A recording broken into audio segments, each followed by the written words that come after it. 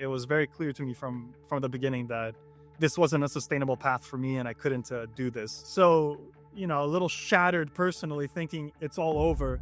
I was wearing a suit. I was super nervous. The first BAML process that I went through, it was investment banking. I don't recommend it for people. This is a featured mentor podcast. Are you really good at casing people still? Now I'm considering just how I articulate about things in light of this new piece of information here. Kind of looking back so far at your career, any kind of advice you'd give your younger self? Being yourself, knowing what you want, knowing what you can offer, and that's where you'll succeed the most.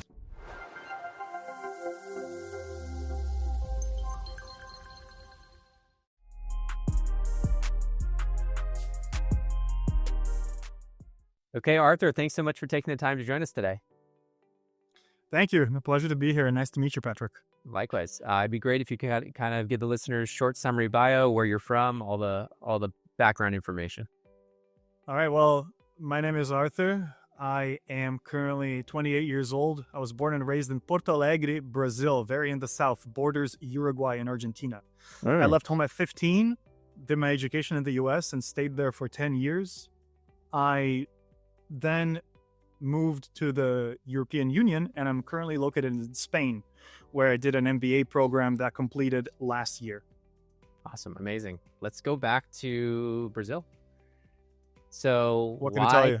Yeah. So this is before, did you come to the States for high school? It sounds like, right? Yeah, I was 15, so it was like 10th grade in American educational. And how did you decide to do that, or your parents decide to send you off so far away? Yeah, I think at that age, you have limited control over the decisions that are put upon you. But I was very lucky to be academically. It wasn't too challenging, my upbringing in Brazil, especially. So it was always, I come from a very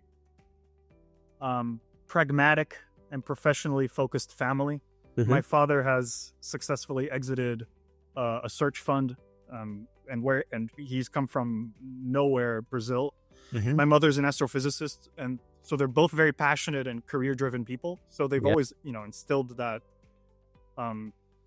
those principles into me. And I was in Brazil, this school where I was having a lot of fun with a lot of friends. But really, am I developing as a professional? Am I gonna have my future be in Brazil? Should I be here when I graduate to then position myself for international college?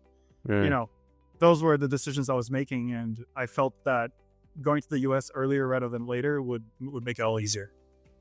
Yeah, that's tough. I can't even imagine sending my kid at 15, or any of my kids. Maybe one of them could survive, but the other two, I'm not so sure.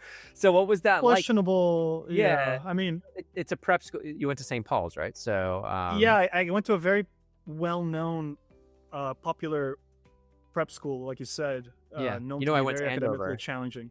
Okay. Well, you know exactly what I dealt with. So, yeah. Although I was I was a day student, so I wasn't getting the full experience of the being homesick and everything like that. I'm sure you guys had to. That was part of the reason why I didn't choose to go to a school like that, is because if I'm going to be far from home, so is everybody. So I went to one that was full boarding. Yeah, and then so talk to me a little bit about just those first few years. Like, was finance ever? I mean, you said your dad exited a search fund. Tell me a little bit about that. Like, was finance on the radar kind of early on for you then? Finance has always been on the radar. He acquired the company with the help of, these guys that were starting Fund One, Portfolio Company One, a PE shop. What type of company was it? Well, it's a private equity firm. It's Roan Group. Got it. Okay. So he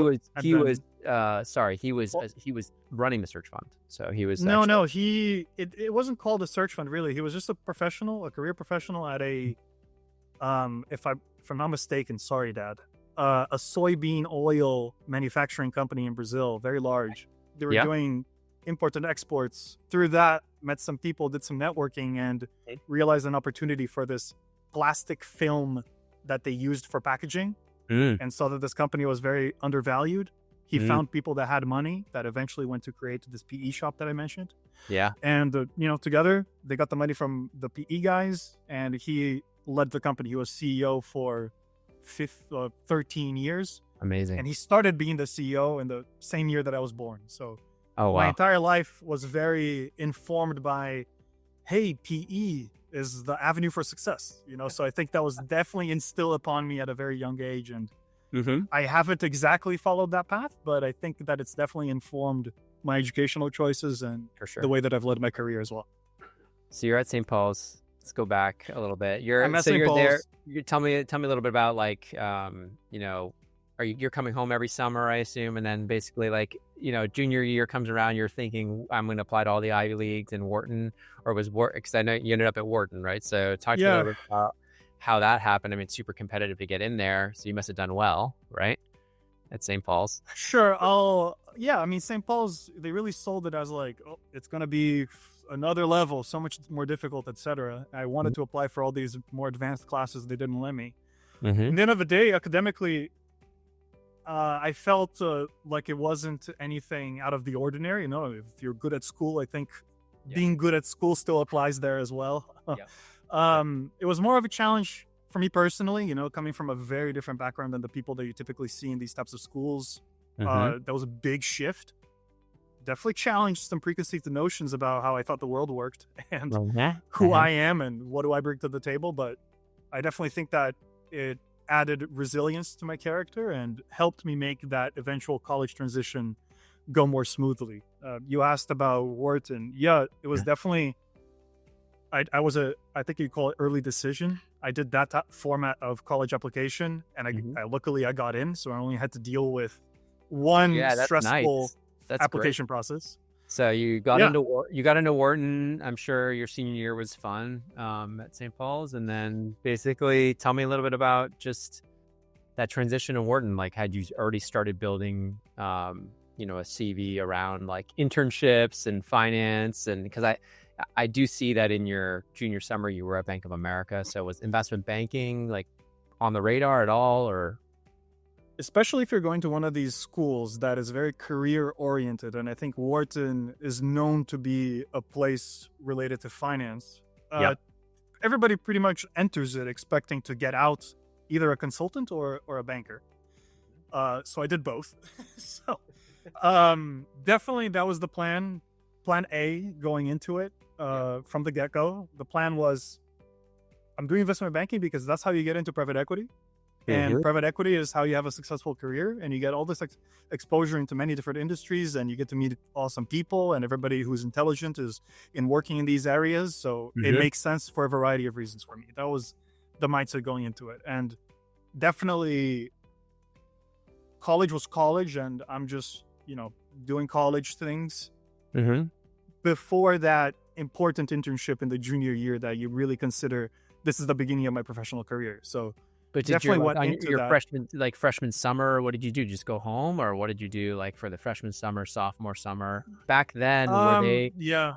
I mean, I think recruiting had kind of started shifting up by then. Was it in sophomore year by that point for junior summer? Yeah, so it was 2016. I assumed maybe it was at the earliest spring of sophomore year. I recall that application process, the way that it went down. I was definitely positioning myself to be in finance. My sophomore year internship, through personal connections, I landed a role that was very introductory into anything. I was supporting the deal team at a fund of funds PE shop. So I just wanted to get closer to that type of industry and earn some boots on the ground experience. For sure. Okay. And then kind of leading into junior summer recruiting. Then leading to recruiting, I definitely, I forget now what's the name of that book. It's like 400 questions of something. Could you remind me? Yeah. There's the 400 question guides. There's our investment banking interview course. There's so many out there. There's a red book.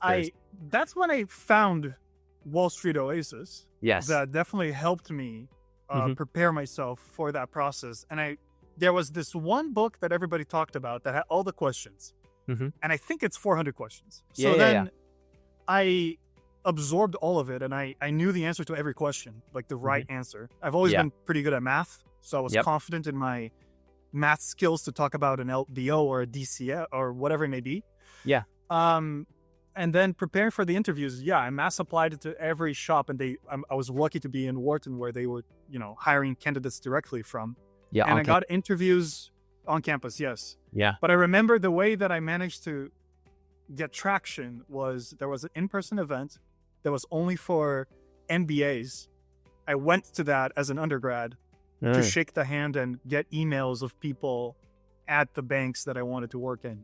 Ooh. And I got Goldman and I got Bank of America, and both of those I got an interview into, and I do credit that initiative as making a difference in the end of the day. Super interesting. Did you so you were doing like basically the typical resume drops into these roles? Were you selected for any of their first rounds outside of those other two banks? I assume you were applying to like 15 banks on campus. I remember I really wanted the Was your GPA lower? Were you at like a 3.5 GPA or something like that? Was that like, because having the freshman year, freshman year I had a, like, I think it started close to 4, like 3.8, and then immediately it shifted to like 3. Oh my god! Because I was focusing on the wrong things. Yeah. And then after my sophomore year having a low GPA, I was in the dean's list every semester since at a 3.8 or higher or something. Leading into junior summer recruiting, if your GPA is a little bit lower, getting selected for those first rounds, they just throw your resume away. Because you're up against, think of all the other 3.7 for sure. Wharton kids. I don't doubt that may have been a factor into not landing as many interviews as I would like, but I am very fortunate to have landed the ones that I did. What about citizenship? Did you need a visa as well? At every turn that I was prompted to say, am I going to need sponsorship? I've always selected I don't need sponsorship. And I just felt like I'll cross that bridge when the time comes and I'll deal with it. Yeah. But it's worked in the past. I don't recommend it for people, but let's talk eventually my full-time job did sponsor me.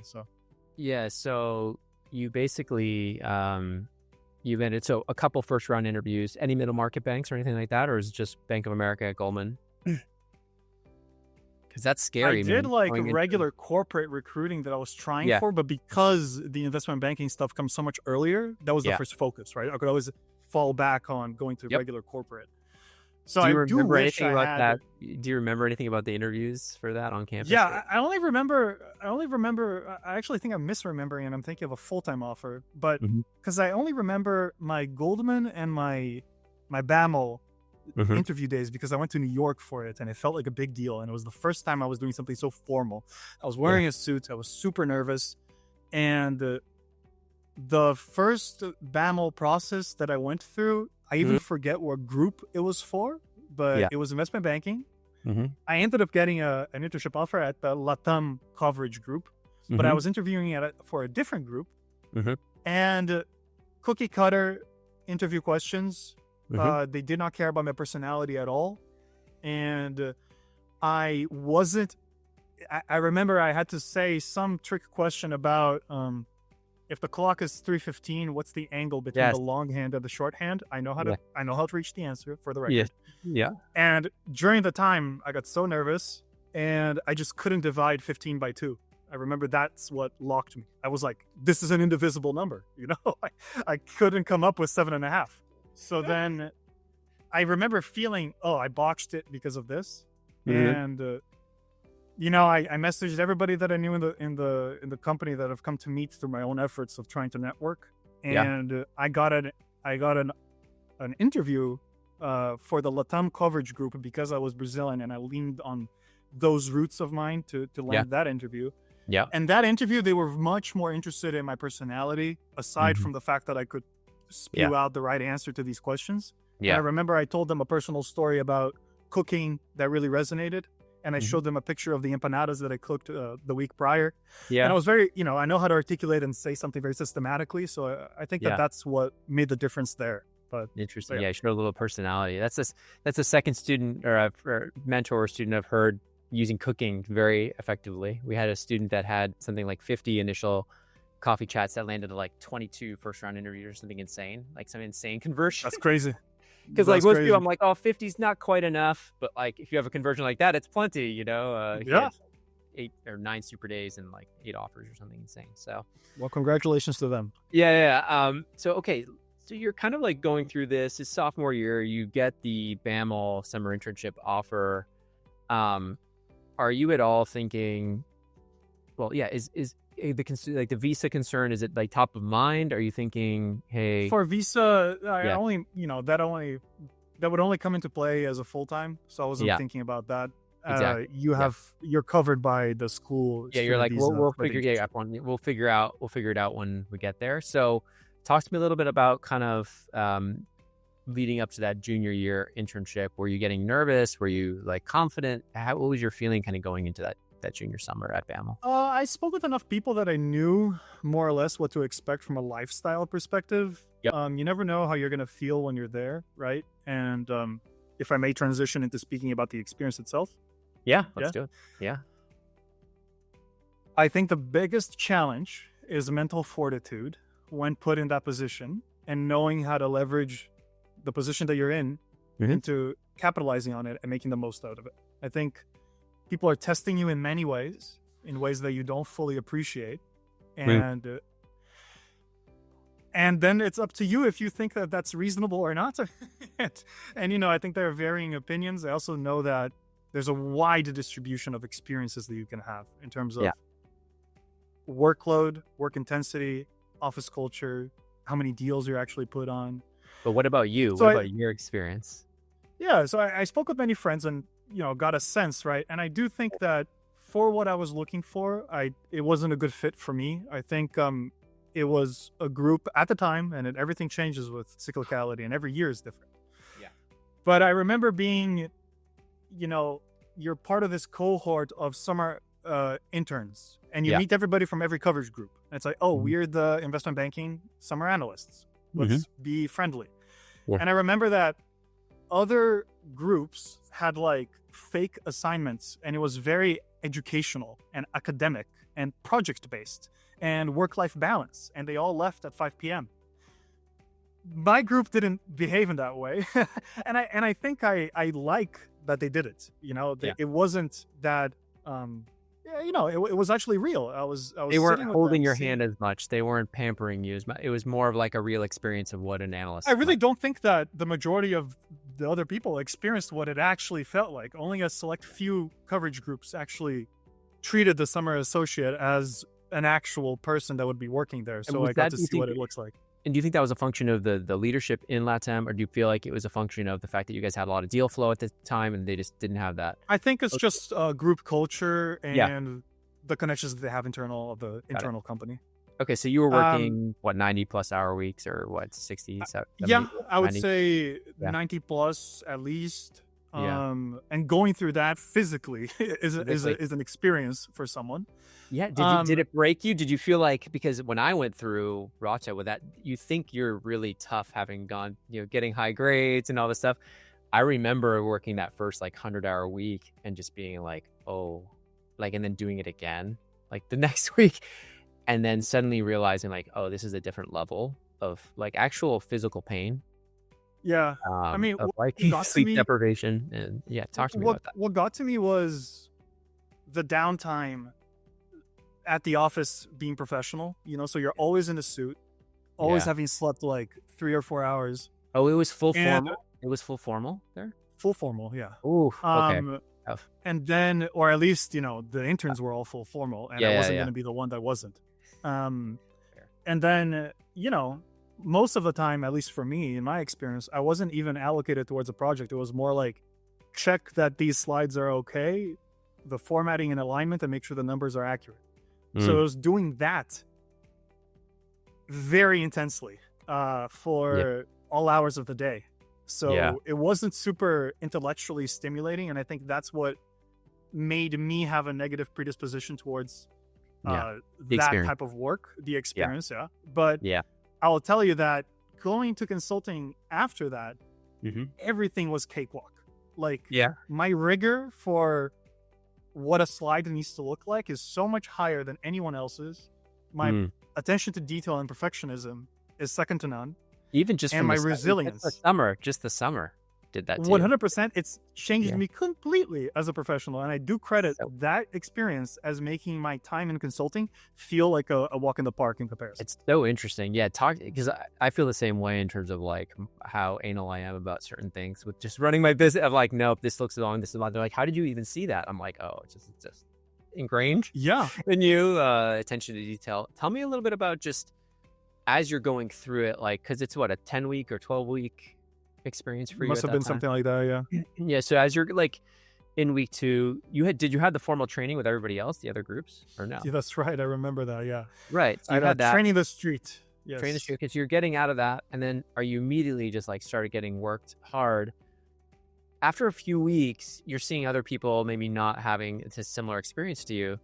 What's your thought process? Are you still within a few weeks thinking, hey, I really want to come back, I want to get the full-time offer? Or are you thinking, man, this is just not worth No, it? immediately. Yeah. So I'm with some people there, some people I met for the first time. There's one woman that was also a colleague of mine at the same group that Yeah. went to my school, Wharton. Yeah. Yeah. And I remember throughout the summer, you see people increasingly decompose, and you see I remember I saw a guy that had been there. We thought he left late and arrived early, but he just never left. And he was there for 40 hours in the building. Yeah. And we all stood up and got the staffer to tell him, like, send him home, please. Like, he needs to go home. Yeah. So that was something that was shocking to me. That gentleman actually got the return offer and ended up working there for 2 more years. So funny enough. And then he changed to BCG. So in any case, I also had another different colleague that I remember being there at like 4 a.m. and they ended up having an emotional moment. Yeah. And I was there, just the camaraderie really helps having that someone else that's going through this with you, because it's mentally it's a lot on you. But definitely through these actives that I'm explaining, it was very clear to me from the beginning that this wasn't a sustainable path for me and I couldn't do this. I also felt that with the H-1B necessity, there's always that thing of like, now not only is this job my job, but it's also the permission to stay in the US is tied to this working condition.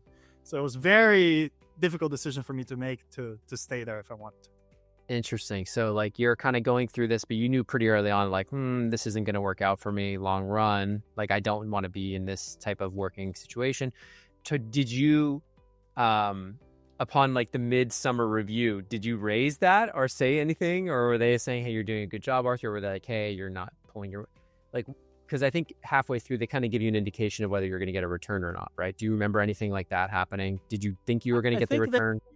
No, I at no point did I think I was going to get a return, because I was feeling like I wasn't being put into too many deals. So I didn't feel like I even had a chance to showcase what I was capable of. But I also think that they can see the ones that are drinking the Kool-Aid, who want it, and the ones that they know aren't going to make it.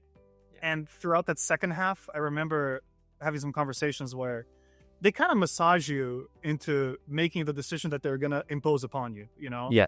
I don't know what it looks like on the other side of like the ones that want to work there, how to convince them. But I know that they all met with me to dissuade me from taking that path. And they made pretty compelling arguments and, Interesting. So, okay. So you knew pretty early on, this is not for me. So really interesting.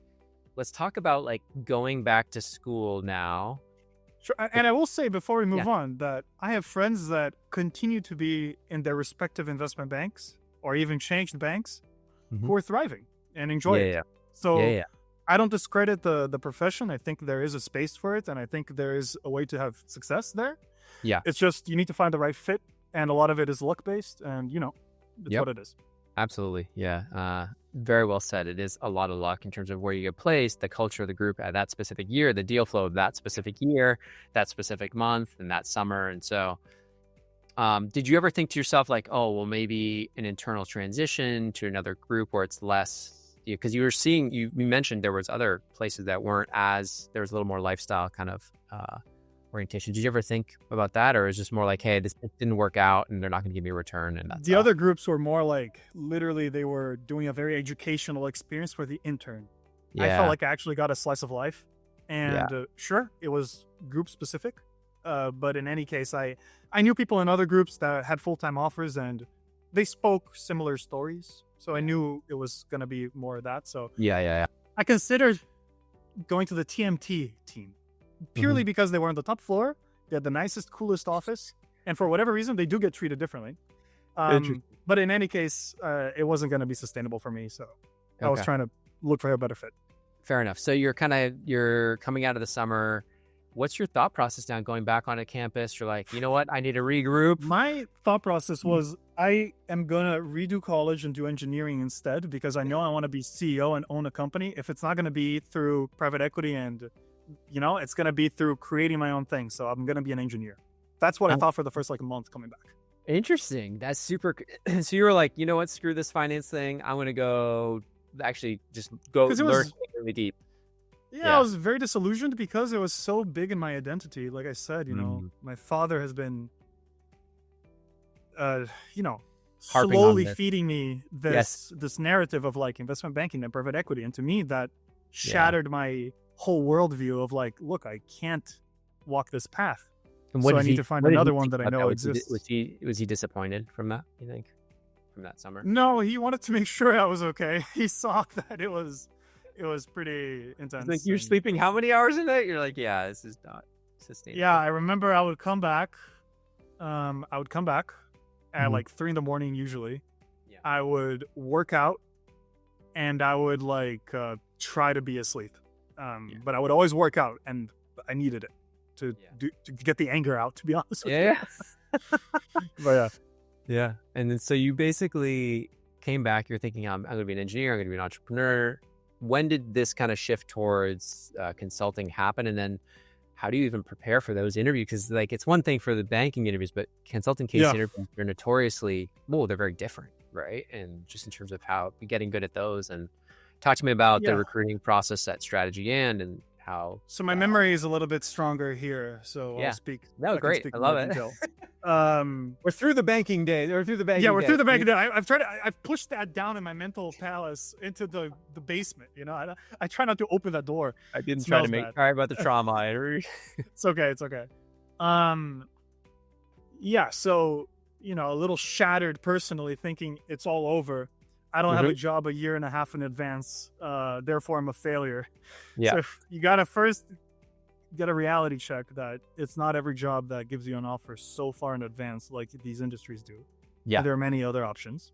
So, but I'm in Wharton, so it's always very this career-driven thing of it's not investment banking, it's likely going to be consulting. Let me give this one a go. Yep. I have some friends that did the summer internship, so they prepped for that. They told me about the experiences and a lot of them seemed interesting. And the thing that attracted me about it was for the same reason I was attracted to private equity. The sense of having a bird's eye view in many industries and getting a sense for what you like and having that optionality. That's what attracted me in consulting, that I could have projects in many different companies and eventually learn what I'm good at. So I think that's what drew me in initially. Prep was pretty straightforward. Found as many cases as I could and got cased by experienced people that have gone through that job. So either people that had done the internship where I was, or through my own network, people that were in those positions to tutor me a bit on best practices. But so since honestly, this is a featured mentor podcast, are you really good at casing people still? I think so. I just did an MBA program and I was part of the consulting prep track for them. I think it's not rocket science. And I think the main pitfall is not feeling comfortable and being able to speak confidently. I think that's where in interviews, a lot of it is lost there, because we prep so much and we're so ready and we just need to, take the jitters away and speak confidently. I think that's really the difference maker. So let's go back. Interview prep for that was, Go ahead. Senior year. What was the kind of the path and when the timelines and when did you start? Were you recruiting elsewhere or looking at anything right else? At the beginning of senior year? I think I got the offer. It was early October. I got my offer. So I must have been in school September. And October I got the offer. So immediately I went into hiring. I had my resume done. And I remember, I know I did another 3 other interviews for corporate. But I only recall one. It was Disney. And I only remember one question. And it was the interviewer asked me, explain discounted cash flow in a very simple analogy.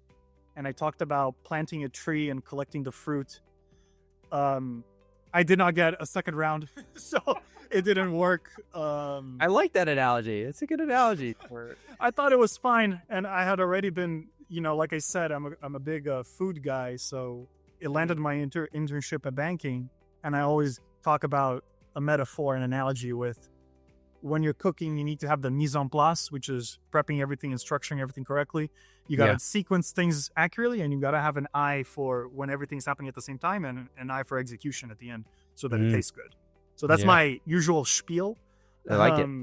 I like it. But yeah, so besides that Disney experience, I interviewed with A.T. Kearney, McKinsey, BCG, and Strategy And.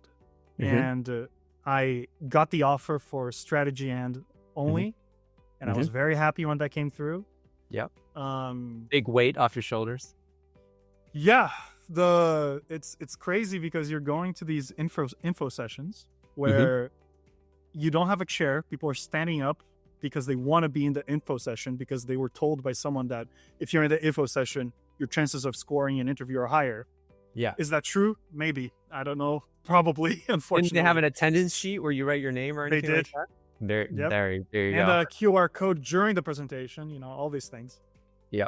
And then you have everybody swarming the individual, trying to get their email, to pester them with trying to get an interview, So it's very hard to stand out and set yourself apart. I know there are limited one-on-one coffee chat slots. I really recommend anyone trying to get into that realm to try to get one of those slots. I think those make a big difference. Yep. I did the interviews. I remember clearly the BCG one was very mean. The guy was very intense, and there were graphs that made no sense. I don't know if you've seen this online, but oftentimes on purpose, they give you a very poorly designed graph to confuse you and to make you distill the insights and critique the graph and how you can make it better. Yeah. So when you're presented with a sheet of paper that makes zero sense and you have someone very sternly asking you for actionable insights, it's very challenging to perform. Yeah. But they tried to be very human and tangible by saying, look, this is a project that I'm currently on. How would you structure it? How would you manage it? So I really liked that approach of interview. And I think it speaks towards the culture of the company and the type of professional that they want to be a part of the team. Yeah. Now, what set me apart for the other one, or Strategy And, where things worked out for me, I remember for whatever reason, if you say BCG, everybody gets hearts in their eyes. If you say Strategy And, for many different reasons, it doesn't induce the same effect. But for better or for worse, that worked in my favor. I go to the info session. There are chairs available. And at the end, there are people speaking to the professionals, but I can tell the professionals are getting fatigued. And I spot an opening. I go talk to, at the time, it was a manager, this woman. And I spoke to her like a human, I wasn't overeager and tried to make a good question about something that she likes about work. I was just kind of commenting on, like a human. Do you come to Philly often? Do you do any recruiting sessions? Oh, this must have been a lot for you. But I would love to hear more. I just try to show myself as a human and not try to be one of the sardines. Yeah, I always try to do that. I think that's kind of the persona that I sell myself as in professional settings as well. Yeah, it's better. And I think it has served me well. So in that process, everybody from Strategy And was incredibly nice. And I think it was also a great example of how you do need that mutual fit. It was very different from the A.T. Kearney interview. It was very different from the BCG interview. They were actually asking me about myself, and we had a pretty open conversation about the case. And we did a case, and it was just as intense as the other one, but it felt like it was a two-way street and we were talking. So whatever I was doing or the way that I was articulating, it was resonating with this crowd. Yeah. And that applied again to the final round interview that I got when I went to New York and I met with a partner. The partner was very open, and I met him while I was working there full time. I had some projects with him, and I think it's just the type of professional that I was dealing with. It was a great fit for me with my personality. The people that were based in this energy utility and resources group that's based in Texas. That's great. And so when you first joined, did you go to Texas or you were in New York, right? So I was based I was living in New York because that's Yeah. where I knew anybody. Yeah. And I was formally attributed to the Dallas, Texas office. Got it. It took me like a month to get staffed on a deal. When I got staffed on a deal, and there was very few people coming into the office on a daily basis. On Fridays, everybody went and reconnected. Yeah. So those were always good. But then after Yeah. I got staffed, I ended up just making the most out of the model of you can fly in from any city and fly out to any city. So I was doing that to New York, basically. And Yeah. then at the moment when I was going to have to commit to renting an apartment in Dallas, COVID started. So then it shifted to a fully remote experience. And completely different job, I will say, than the one I signed up for because of it. But Yeah. I So think we made it work, and it was good. Yeah, you were there for a good 3.5 years, kind of through the heart of COVID. Yep. Talk to me a little bit about just that fully remote consulting life. Like, you actually rented in New York then? Yeah, that's right. You stayed, yeah. And talk to me a little bit about just how things shifted. Was it difficult? And then, as you were approaching year 3, was there some thoughts of, hey, what's my next move? What's next for me? Would you MBA or other stuff? Because you made a big jump. You made a big jump, right? Yeah, Your next jump. I'm in the middle. I'm in the middle of a jump, to be very honest. But we can talk about that later. So yeah, beginning of strategy, and always I felt like the senior associates that were accompanying me as I was a new joiner associate, stellar employees. I felt like the personalities were really conducive for growth and learning. I was really appreciative of this, and I was definitely leaning on them to teach me the ropes. And most of what I learned was by doing and by following the senior associates and the manager levels. The director was a relationship that I only started developing more when I was a senior associate myself after year 2. The main pitfall for me was connecting with people and meeting them because COVID had just started. I didn't know anyone in the firm, and that goes a long way in this industry. So if I could have done anything differently, I think I would have capitalized on that a little bit more. I also think that because of when you say capitalize on that a little bit more, do you mean like doing more Zoom calls during COVID, or you doing mean more before Zoom COVID calls? happened? Okay. Whenever, I think in whatever corporate setting you find yourself in, Yeah. there is benefit on you to reach out to people, make new connections, follow up, friendly hi, that kind of thing. I think it goes a long way. Yeah. So I think that's something I should have done more. Yeah.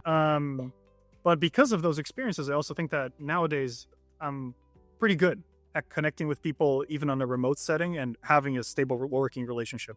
As right now, my job is mostly hybrid/remote. Got it. But yeah, going through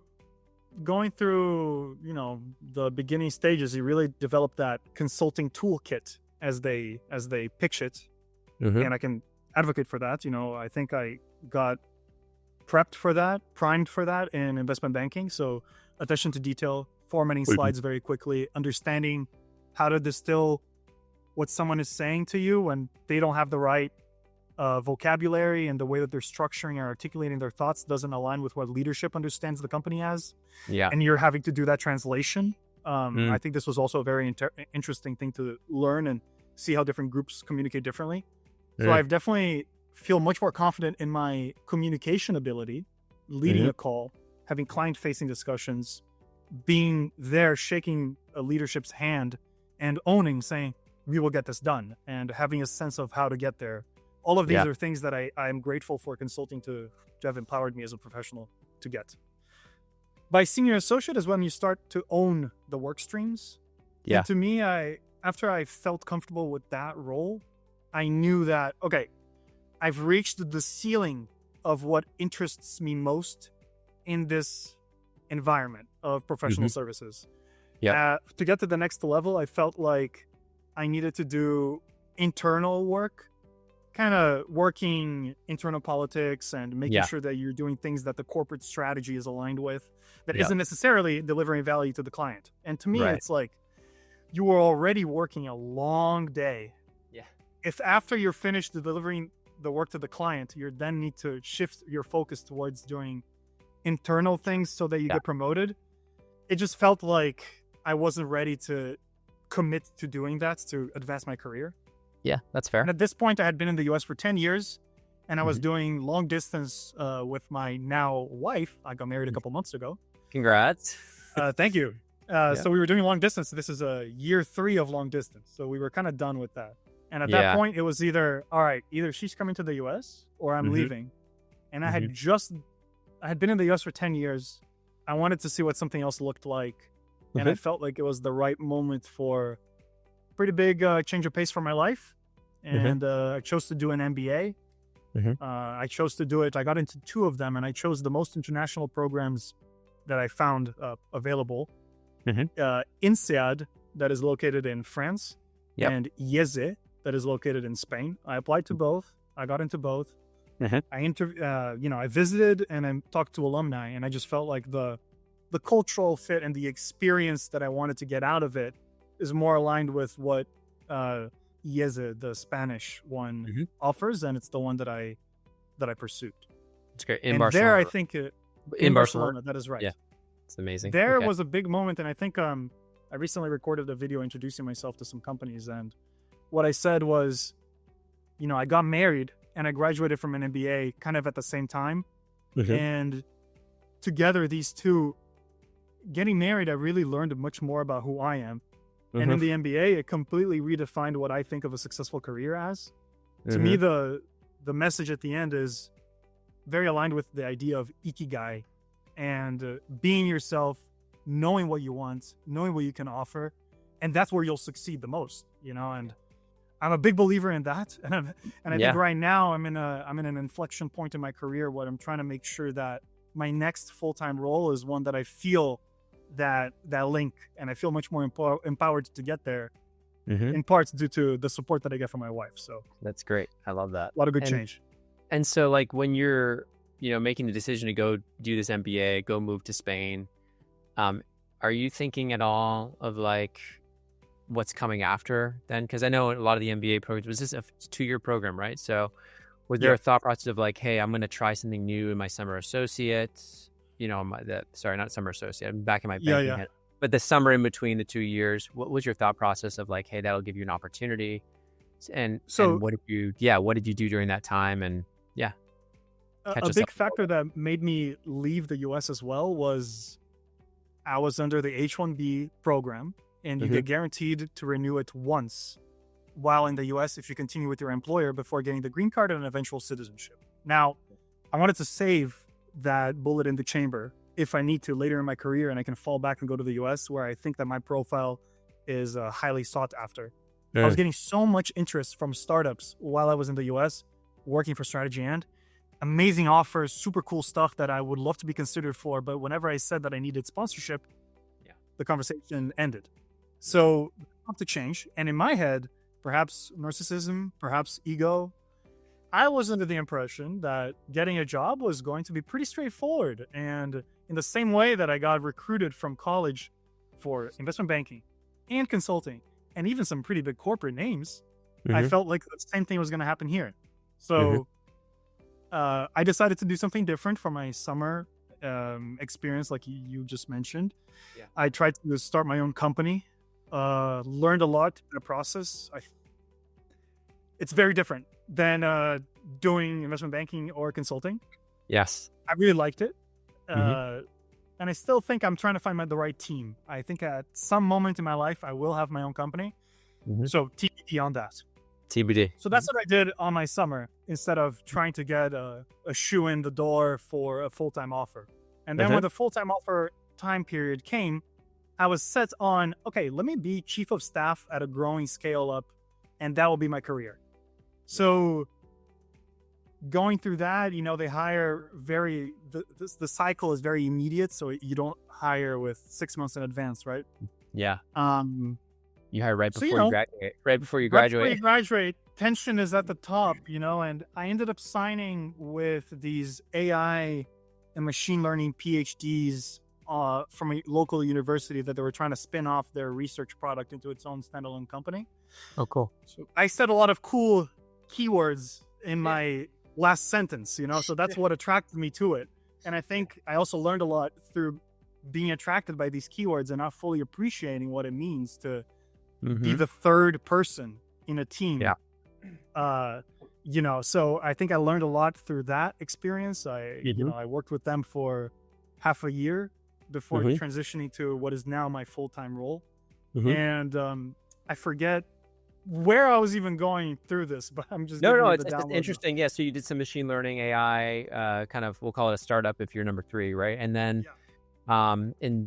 in 25, you kind of switched to move to this complex business transformation as a manager at Sita. Is that how you call it? Yeah, that's right. It's a air travel industry company. They're very large. If you've flown, you've used their products. So I'm very grateful for the opportunity. It's great. It's a freelance contractor role with an expiration date. So that's a little bit nerve-wracking for its own set of reasons, but it's a great way for me to continue accelerating my career while I'm also trying to find that full-time role for hopefully something finance related in a growing company, startup or scale up. I'm very interested in going through that experience as the next professional chapter in my life. I have some interviews, coming up later in the weekend. I'm in active processes. So I think what I'm trying to do now in this phase is step away from the traditional cookie cutter path. And truly the interesting people that I've met have all had very weird career paths. And now that I'm in the middle of creating one myself, I can tell you that I get so nervous. It's very much a mental fortitude game and patience. But you take it day by day, and getting more involved with Wall Street Oasis is also a step in that direction for me. So for sure. Yeah, we're happy to have you. I think your background's super interesting, and obviously you're very sharp. I have a question around just the specifics of like your location. Like, are you going to try to settle, put roots down in Spain? Is Barcelona going to be your home, like long run? And you mentioned kind of having that bullet in the chamber. Yeah. What would make you like say, hey, back to the US kind of thing? Would it be if just the opportunities weren't there for you in Spain or in Europe? You never know where life is going to take you. I love optionality. Now, am I going to stay in Barcelona for the rest of my life? I speak 4 languages today. I would love to be able to tell you that I speak 5 in a couple of years. Or it's not bad. It's pretty good. Of moving somewhere, that would be something I'm open to. I think at this point, I need to capitalize on my career. I've tried staying in Barcelona because I love this area. Yeah. But, I see a lot of interest in Berlin, Amsterdam, colder countries. So you're open to it, though. You're open to moving again. Yeah. And realistically, it's likely going to happen in next year. And then in terms of the U.S., I have family in the U.S. It's a great economy. I think my profile resonates, and culturally, I'm very Americanized. So I don't discard as a eventual future there, but we'll see where life takes us. Super interesting. Yeah. So I guess kind of looking back so far at your career, any kind of advice you'd give your younger self, or people who are kind of maybe, in a similar spot to you in college or whatnot? Any advice you'd give? I think... Don't just assume banking's for you. No, I think that everybody needs to learn how to apply for jobs and go through that experience. I'll tell you that I've learned almost as much during my MBA as the 8 months following it, where I was committed to finding a better fit employer.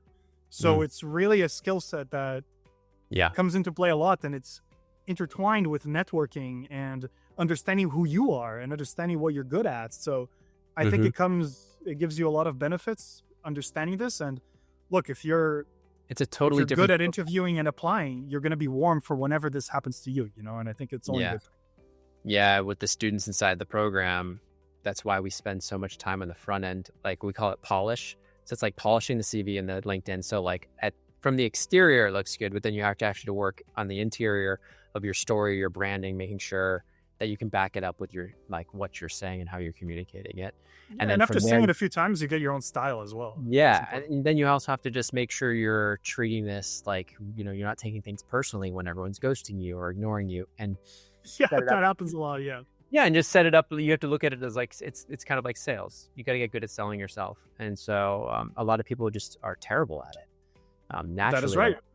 They just never really viewed it that way, and they think, well, my background's perfect for this role. Why is nobody getting back to me? And it's like, well, because they, potentially the role was never even a real role. Potentially they hired somebody who was internal, and so we try to really preach about getting on just as many calls as possible to learn and to treat each conversation as, just an opportunity of really building a relationship rather than networking. Having the dirty word of like, hey, just try That's to. one and the same. The two things you said. Yeah. So it's, but like oftentimes people see networking as this transactional period, especially right now. But then it doesn't stick, Doesn't stick. Yeah. So we got a lot of people right now, a lot of sophomores in the US or in the UK right now, kind of going through it, where they get on these calls and they're like, so can I have the referral? Or, basically. It's like that's the only goal, right? And then they forget it, but they forget about it once it's over. And I always say, like, the best time to be networking or relationship building is when you actually don't need anything.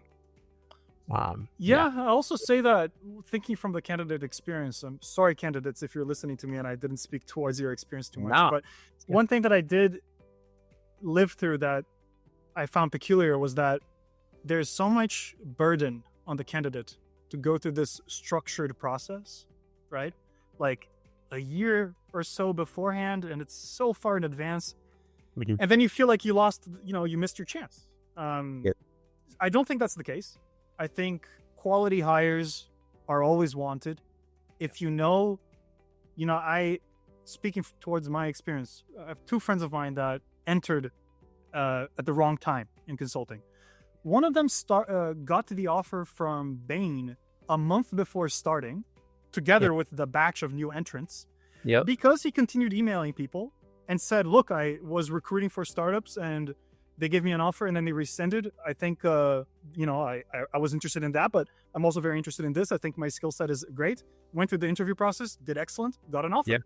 So that's just through his own efforts, And then another friend of mine didn't make the initial entrance into the fancy companies, entered into a company that you don't know off the top of your head. Still very good. And then 6 months afterwards, he said, hey guys, I think I would like this on my resume, this name brand. Can you all help me? And he leveraged us, the friend group that, I have a friend in BCG, I have a friend in Bain, I have a friend in Goldman, because I'm in this ecosystem. Everybody referred him internally in the system. He got interviews from all of the consulting groups, and he got offers from 3, and he got to choose between them. So I think if this is it for you and you really want it, there are many ways to make it work. So just be creative. Don't lock yourself in. Yeah, I love that. And there's so much pressure on 18 and 19-year-olds to be on cycle. And if you don't get the offer on cycle, it's game over. It's like, I can't tell you how many students we've worked with junior year, senior year, not that old, who missed on cycle or didn't realize what they wanted before that main window kind of closed. And we still have a lot of success with those candidates. And it's not always a straight line of them getting the dream job right out of the gate. Sometimes they need to make a half step to get themselves into the right channel. But that's right. Yeah. So, well, listen, Arthur, I really appreciate you sharing your story with all of us. And obviously stay in touch. We'll get you some mentees and you can help them case and get ready for their consulting interviews. That's great. Thank you so much for having me here, Patrick. Nice to meet you in person. Hope to keep in touch. Awesome. Thanks, man.